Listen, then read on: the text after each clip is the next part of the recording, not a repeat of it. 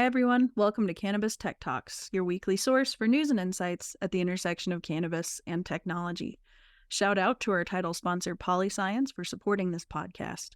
I'm Patricia Miller, executive editor with Cannabis and Tech Today. Joining me for this episode are the founders of the event management platform, Farechild.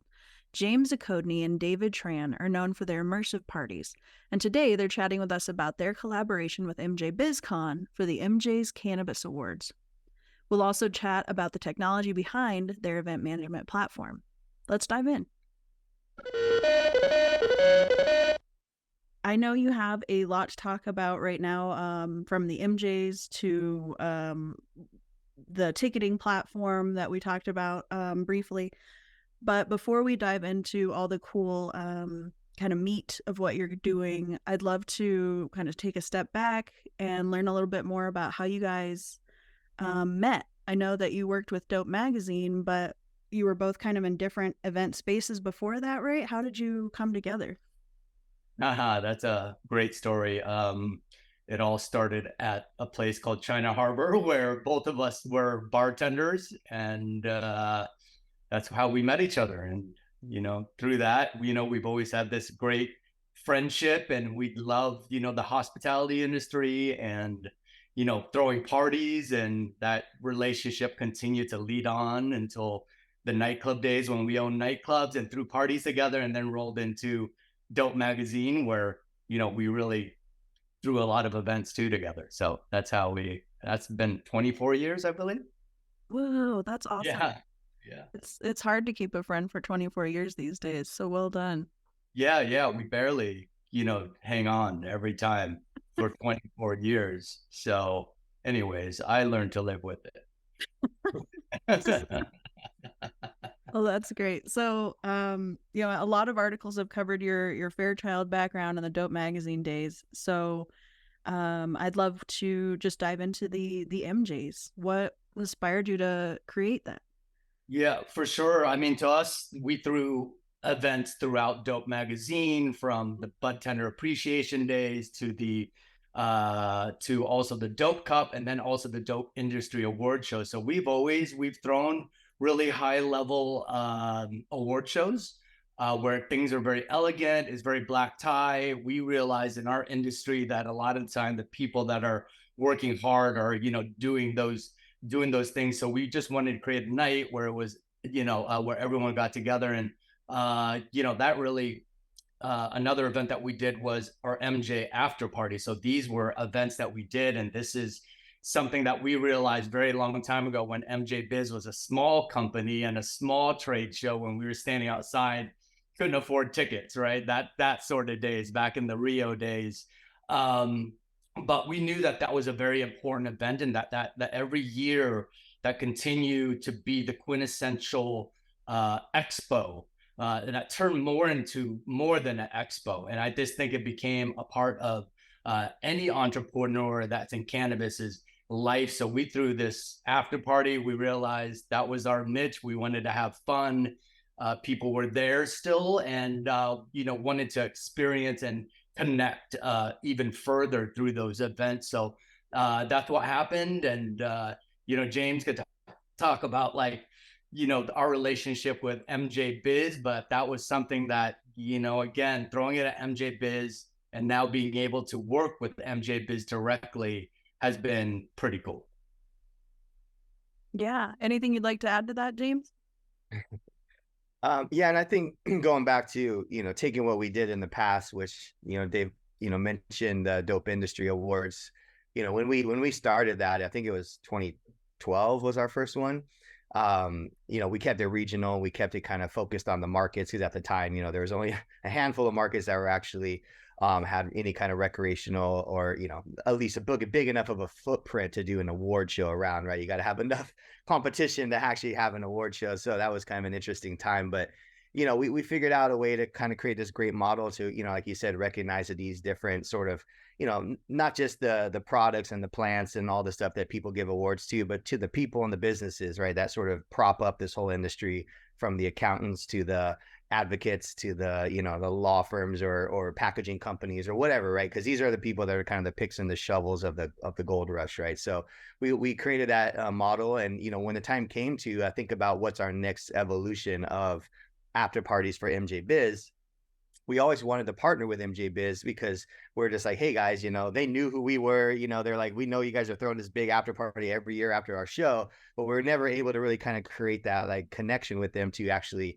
somehow do an official sort of, you know, handshake, you know, with them.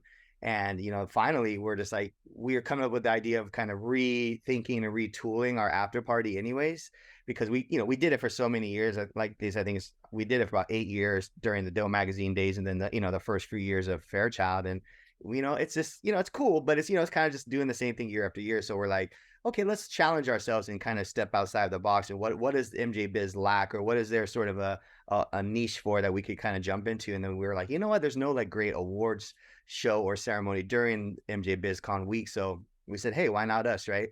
So we, you know, approached them with this idea.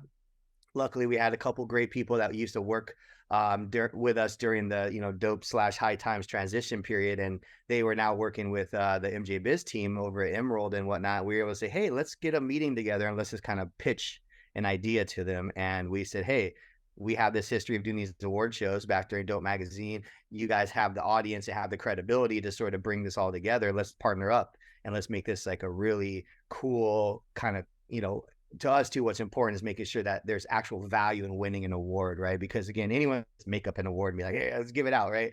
But, you know, there's a reason why certain awards have certain, you know, cachet to them, is because there's credibility behind the awards, right? It was not just Joe Blow, you know, giving out awards. So we were like, you know what, having MJ Biz behind it, having their team sort of be part of the nomination, the judging, all that process, along with our kind of conglomerate of people, really kind of makes this an award that people are going to want to win. So that was sort of the pitch, and they loved it. And we said, great, let's do it. We'll take on the heavy lift of putting it all together, because we know they're busy, obviously, with their giant, massive show, and they love that. Obviously, they're like, oh, wow, we don't have to do any of the heavy lifting. You're like, great. So they stepped back on that. We push forward, but we're still, you know, tight communications almost daily with them on everything from marketing to, you know, judging and everything else. So I thought it was great. Yeah, it just made sense. So we just pitched it. They loved it. And here we are. So we're excited to be working with them. That's a big deal. Yeah, I think it's interesting that MJBizCon has really been able to maintain that hold on the industry as sort of the event of the year. If you're going to go to one, that's the one. And I'm glad you touched on what they're bringing to that partnership, because you guys put so much effort into your events, and it really shows. So I'm glad you kind of touched on that. They're helping with the judging and kind of giving that credibility to it as well. How do you judge the entries? So I know you've got a public voting element, and then you've got an internal committee. What does that process look like? Well, that's always been kind of an important part to us for any of the awards we did back in the days, was how can you make this fair, right? Because a lot of it's, you know, becomes just kind of a personal opinion bias, right? And I think that's true for any award, right? There's no such thing as like a perfect, you know, sort of judgment of anything, especially when you're talking about things that have, you know, creative elements to them, or they have, you know, certain things that aren't really like, you can put a number next to it, right? So, you know, when we used to do the Dope Industry Awards and we used to do the Dope Cups and those different things, you know, we always made like very strong emphasis on, okay, the judging needs to be fair. It needs to be as like kind of rounded as possible. So it's not just a popularity contest, right? There also needs to be credibility as well, right? So I think that's kind of where we looked at it, is two parts. Was like, okay, the public voting will be a big part because we want to hear what the people have to say, right? Like, do people hate you, you know, like, or do people love you, you know, like, and just kind of seeing the feedback. We do understand that there's obviously advantages to being a big company with, you know, 1 million followers on social. I mean, that obviously is going to help you, you know, significantly during this phase. And we understand that. So we definitely didn't want to make this the only part of the judging, right? Because I think that would have been unfair to the smaller companies that may not have that big social reach or have that, you know, third-party marketing company handling all their stuff for them, you know? So we wanted to make sure there was also sort of an internal part, which gave everyone a really fair shot of like, okay, someone's actually going to look at my company for more than just, you know, my social presence. So that part's really going to be the part where, ourselves, MJBiz, our media partners are going to look at each kind of individual company and look at sort of the intangible things like, what is their public reputation like online? How well do they present themselves through their website and marketing channels and whatnot? Like what do the, kind of, surface level Yelp reviews or whatever it may be like talk about with them, and just kind of dig a little bit deeper than like you would if you wanted to go to like a beautiful restaurant for your anniversary, right? You're not just going to just, nilly-willy just pick the first one you see online, right? You're going to maybe dig around a little bit, read a few reviews, look at kind of what people's feedback is, how's the food, and how is their customer service and all that kind of stuff. So I think we want to kind of make that the other part of the judging where it's a little bit of a deeper dive on the company, but still at the same time, that's still a lot of that's still going to be very opinion based. So we have to do our best to weight everything appropriately, right? So this much of the judging counts for this much. And, the more important things like what is your, customer reviews like, that's going to count a little bit heavier than your public's going to count for this. So it's a nice little formula we created that's going to make it, we think, as fair and I think as, well sort of thought out of a judging process that we can. I can appreciate that. I know your press release mentioned something about celebrity presenters. And I know, I don't want to ruin the surprise, but are there any like sneak peeks you could give us to kind of entice our audience? Maybe give them something to look forward to. Well, I certainly think there are a lot more celebrities that are in cannabis, and while they're marketing their brands, they're at MJBiz where you should be. And I think being able to invite some of them, and again, it's still working on the list. Obviously, we got a lot of very powerful partners who are very influential out there. MJBiz, also all of our media companies, Cannabis and Tech. Thank you very much. Sensi, Honeysuckle, Chronic Magazine, and of course, Cannabis Now. So, I think between everybody, there's certainly going to be some exciting presenters. And we also wanted to have also presenters that, are, might not be celebrities there, but to me, in my mind, in what they've done in cannabis are celebrities and are people that really, to me, have affected what we're focusing on. So anyways, it's exciting to kind of have both. Yeah, you've got to pay homage, I think, to those original people who have really helped to build the industry. And it's weird to always refer to it as an industry now because it wasn't that long ago when it really wasn't. So I appreciate that you're giving those people a platform too. Sure. Always. So what kind of performances are you planning for the event? Because you're hoping this is going to be more of an entertainment as well as an award show, right?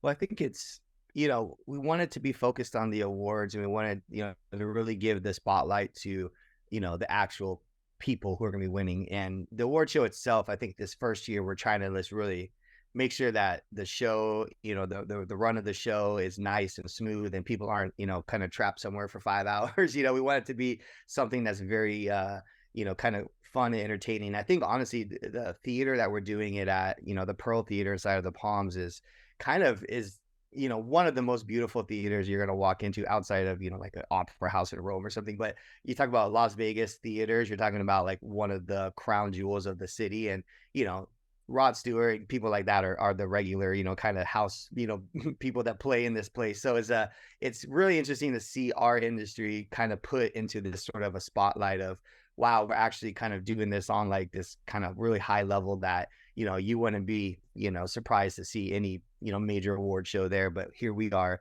right? And doing it inside of the Palms and places like that is also a challenge, right? Because they're still very new to this world of like, okay, what does this look like? Is this going to be this giant smoke out? And we had to explain to them, no, we're a grown-up industry, we're professionals in this industry. We're going to come in here, we're going to have a great time, we're going to dress up, we're going to, relax and have fun. But, the night's going to just be anchored by our two hosts, Mary Jane Gibson and Mike Glazer.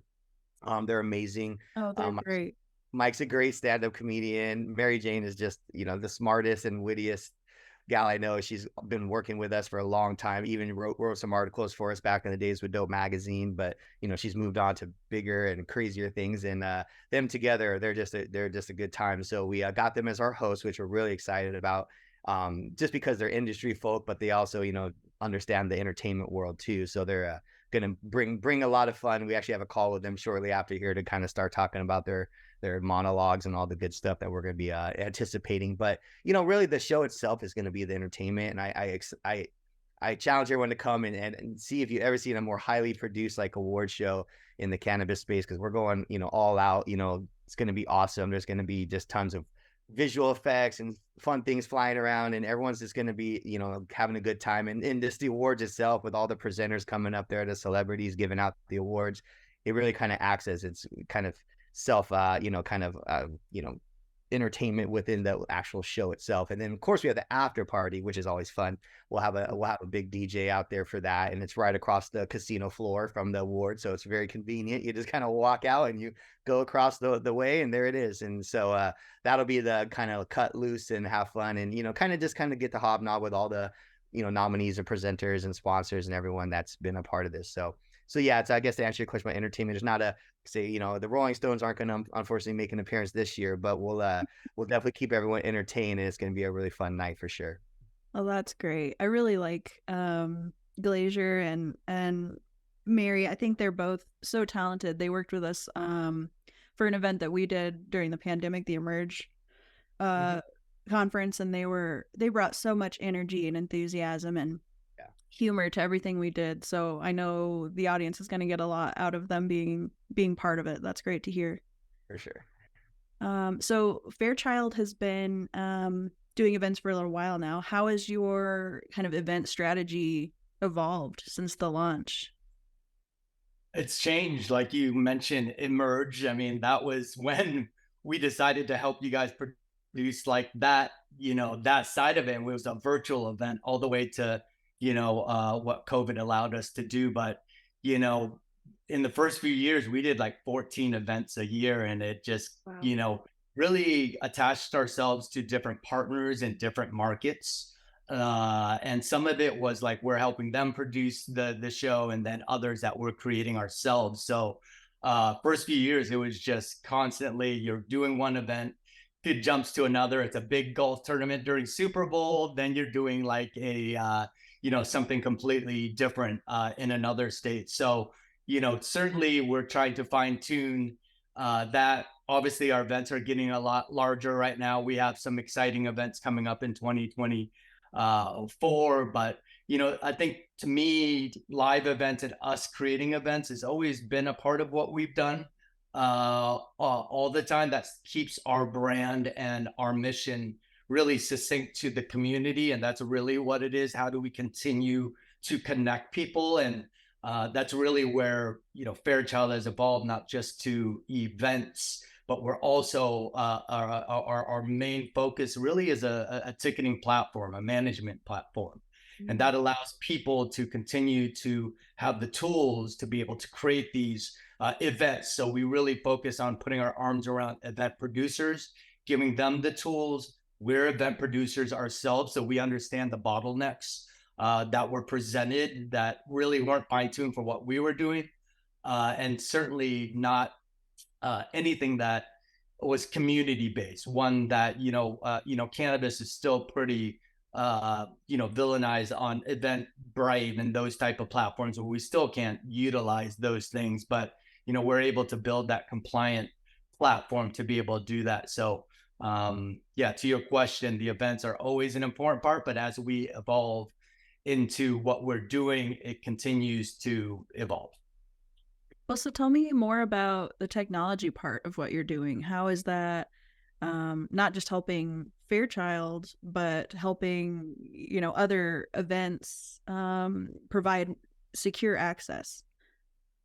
Yeah, I think when we came up with the idea of Farechild, we obviously knew that we knew events as well as anybody, but we really didn't know much about the technology side of the world. So, during the good old COVID years, we spent that time really carving out, okay, what, can this platform be? What technology do we want it to have? And, what would be useful to our industry and to our peers that are also producing events. And so, I put myself through a crash course of like a tech startup crash course during COVID. It was an online sort of incubator to really get kind of the feel of what the tech industry is like, and, making sure I thought through bottlenecks that, could hit us as we build this thing up. And, and then at the same time, we're continuing to do sort of, technology focused events like you guys did with the merge. We're doing, we did Chronic Relief, which was our, kind of fundraiser that we did, which is all live streamed, and just kind of leaning into technologies. And we just always knew that there's going to be a technology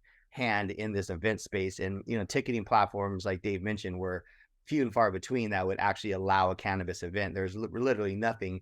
Eventbrite will shut you down, Ticketmaster, no shot. You name it, there's just not going to happen. So we saw that as sort of the angle. But then on the technology side, we're like, you know what, this could be more than just a place to buy a ticket or sell a ticket. It could be a kind of a community or a marketplace for events. And what's, needed out there is kind of like, well, where do I go to find out what's going on in my city, right? And part of that is, having the data, right? And really being able to understand that data of like, hey, these are the markets that are, very interested in events, and, being able to have those data points available for our production, partners that are also doing events, and be able to help them at a point, use their marketing more strategically, because as there's very hard to market in this industry. You got the great magazines and some of the websites that do a good job, but outside of that, you're very limited. You can't buy too much target marketed stuff through Google or the usual channels that everyone else does. So having this great set of data that we can then utilize to help, event producers market their events more, streamlined and more efficiently is really kind of like the big picture of how we saw Farechild, in the future. So as we continue to grow and more events are on there, our data sets are getting bigger and more clean, and we're really able to kind of now take that information and use that to help our event partners that are looking for that, kind of one-stop shop to not just put their event up and have it as a great, easy to use and navigate, website for people to buy tickets and for them to sell tickets, but also as like, hey, this is also going to be my marketing tool. Hey, this can also be where I can share all my pictures from my event. Hey, this can also be where I can look for venues that are cannabis friendly. Hey, this is also a hub where I can go just as a consumer and want to just kind of, peruse around, the state I'm in and see what events are coming up and stuff. So we see this as very, like Dave said, like a very, a big sort of, platform for anything event related in the cannabis space. And, I think we're slowly getting there, and we're going to really start making this our kind of, bell call for people to say, hey, look, Fairchild isn't just the guys that throw these awesome after parties. This is a place where I can go to help sort of, grow my events and get a bigger, more eyeballs on my events as an event producer. So how do companies access that entire ecosystem of services you're offering?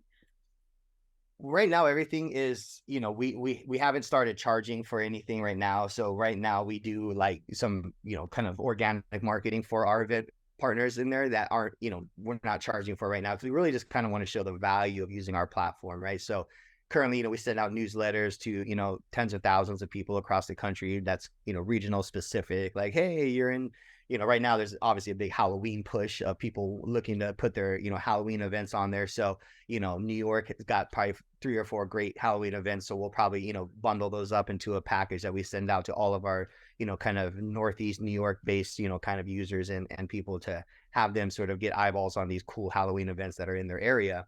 And since since they've been on our platform, and that's how we, acquired, it's, they are obviously interested in cannabis, right? So it's not like we're just throwing this wide net out to the world to be like, hey, there's an event, but it happens to be this, very niche cannabis burlesque, like show, so people might be like, why am I getting this email?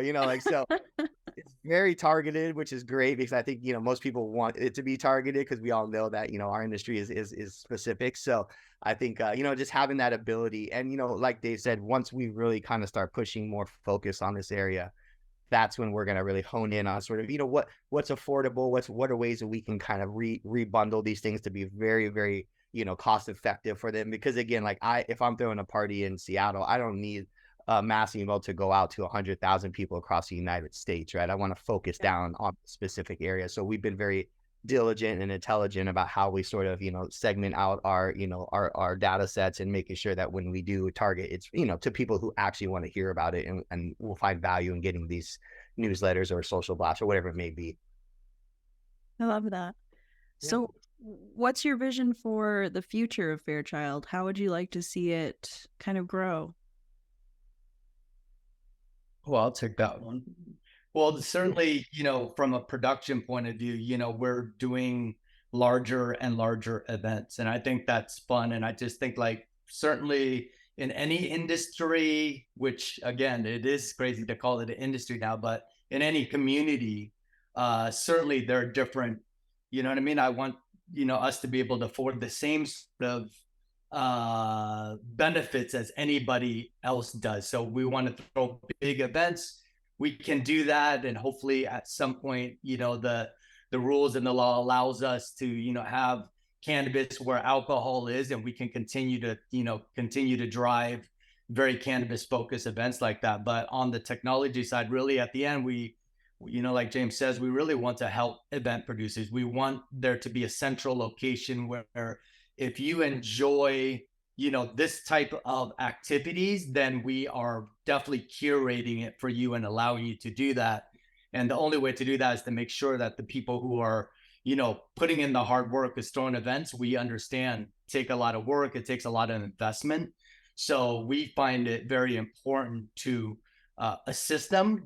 How can we eventually build a platform that can assist you in finding a compliant venue to be able to connect with certain marketing tools over here and being able to make it really easy. So when you do promote one, you can do that. And along with that too, just the technology, how can we expand our technology? How can I land in a state and be able to look down and go, here are all the restaurants that support what we do. And, and here are the stores and here are the places to go.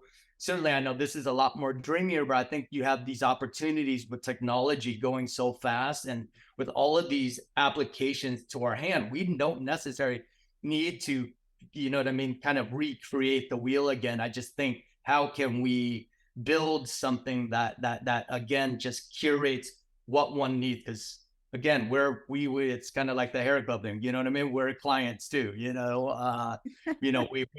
throw events, so we certainly understand what those bottlenecks and what's needed. I think that's awesome. Such a needed service. So I'm excited to see how it evolves for you. I'd love to hear about any other, exciting projects you've got on the horizon aside from the MJs. Is there anything coming up that you're just like super stoked about? Well, that's a little bit of a look into the crystal ball, but I think, like Dave said, 24, we're really going to focus on building the platform, sort of, brand awareness of it and identity of it, and just letting people know it's out there. Cause I think once people learn about it, they're like, wow, this is great, and we've had a pretty good retention of the people who joined it, since day one that are still using it now, which says a lot, especially when you've got new technology and all the bumps and bugs and all the things you got to deal with. Launching anything of that scale is always scary. And that's something I've been learning on the fly, is how many things can go wrong when you have a platform that you build from scratch. So, but we've gotten it to a point now where we feel really good about it. And, we're getting a lot of great feedback. We're constantly improving it and adding new features and new, kind of useful tools for the event producers on there. So I think part of our plan for next year is really just to continue to make this thing as cool and easy to use and useful as possible for everyone. So that's, one of our big, projects is constantly always going to be the platform, always improving. But I think event wise, we're building out our 24 calendar right now. We do have a couple of things slated for the, first 2 quarters of the year. I can't spill too many beans yet, but there's definitely some interest, like around 420. We're kind of circling a certain part of the country we want to come to and do something over there. And then of course, the big kind of, tent poles throughout the year is going to be our big sort of award shows and stuff that we're hopefully going to be able to continue to do on a high level. And, MJ's, hopefully we'll be back again next year. So we started planning that, I think, in April of this past year. So it's a big, long tail on that one. But, I think, you're going to continue to see us refine our choices on events, really hone in on like key events that we want to produce, and maybe not as many events as we did in the past, just kind of looking at bigger, more focused events that we can kind of lean into. But we still like to, support and give love to smaller events that we can help out with when we can, and if it makes sense, like strategically, if we're looking to help certain markets out or be a part of certain events, we're always happy to chat and see if we can fit it into our time. Well, for other Farechild enthusiasts like myself, where can we go to kind of keep up with what you're doing and follow along with your progress? Yeah, the best place is probably just social, like everybody. We have a pretty good Instagram presence where we put out a lot of our information there and promote anything that's coming up there as well. We do have a Facebook and a LinkedIn as well. It's just search Farechild with a Farechild because, the traditional ways with an I. So it kind of separates us and gives us easy to find sort of handles and whatnot. So yeah, just keep up with us on social. We do put out weekly newsletters that go out to quite a few people. So, go into our website, farechild.com. You can get signed up there for that as well. But yeah, just keep up with us on our channels, and you'll see everything coming up. And if you're an event producer, or you're looking to do your first company event, or even if you're having a little get together for 20, 30, 40 people, our platform is totally free to use for any kind of ticketing. If the tickets are free, there's no fee to the promoters or anyone. And the only fees that we take is passed on to the customer. So even if you're selling tickets, you don't pay anything on our platform to use it to sell tickets on. So we would love for you guys to check it out and see if you like it. Awesome. Well, I think we covered a lot of ground. Is there anything we didn't touch on that you were hoping we would hit? Well, we thank you for your partnership at the MJs, and thank you for all you guys do as a media company to help other businesses and companies. So just thank you guys. Appreciate it. Cool. Well, thank you guys so much. It was a pleasure, and I'll look forward to seeing you at the MJs. Okay, sounds good. Thank you, Patricia. Thank you, everybody. If you enjoyed this episode and you'd like to learn more about emerging cannabis technologies, be sure to like this podcast and subscribe to Cannabis Tech Talks. You can pick up the most recent issue of Cannabis and Tech Today on Barnes & Noble newsstands across the country, or grab a copy for free on cannatechtoday.com. This podcast is produced in part by Pretty Easy Podcasts.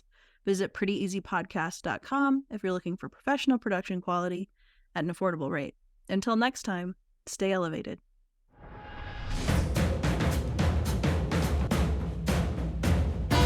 Hey, hello, I'm Tommy Chong from Cheech and Chong.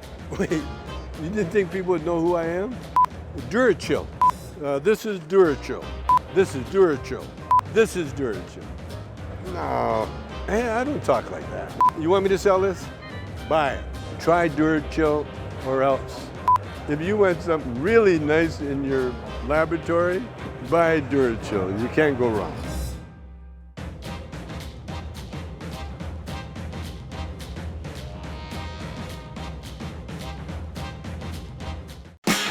This show was produced by Cannabis Tech Today and Pretty Easy Podcasts. Go to prettyeasypodcast.com now if you're looking to get professional production help on your own podcast at an affordable rate. Pretty Easy Podcasts, making podcasting pretty easy.